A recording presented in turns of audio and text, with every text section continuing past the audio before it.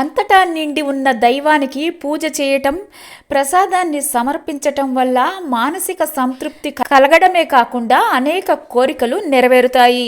ప్రసాదాలలో అనేక రకాలు ఉన్నాయి. ఒకటి తీర్థ ప్రసాదం. పంచామృత అభిషేక తీర్థం, పానకం, జలతీర్థం, కషాయ తీర్థం. పత్ర ప్రసాదం.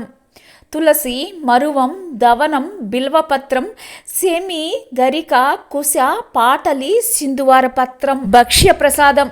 వడలు, దోశలు, లడ్డూలు, బొబ్బట్లు, అరిసెలు, కేసరి, పాలకోవా, చకోడీలు మొదలైనవి. కుంకుమ ప్రసాదం. కుంకుమ, పసుపు, సింధూరం, గోపీచందనం, రక్తచందనం, అంగార, అష్టగంధం, చాదు, తిరుమణం, శివగంధం మొదలైనవి. పుష్ప ప్రసాదం.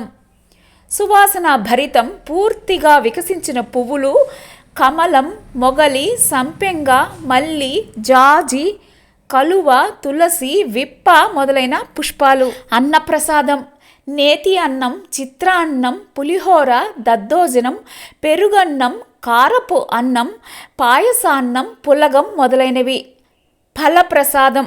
అరటిపండు, మామిడి, దానిమ్మ, సపోటా, నేరేడు, కమల, యాపిల్, ద్రాక్ష, జామ, అంజీర మొదలైనవి.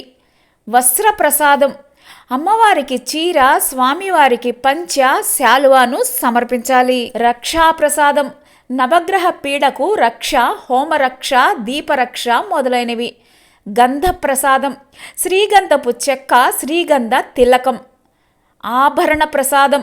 కొత్త బంగారు ఆభరణాలు, వెండి ఆభరణాలు మొదట దేవుడికి సమర్పించి ధరించాలి. అక్షతా ప్రసాదం. పసుపు అక్షతలు, సువర్ణ మంత్రాక్షతలు.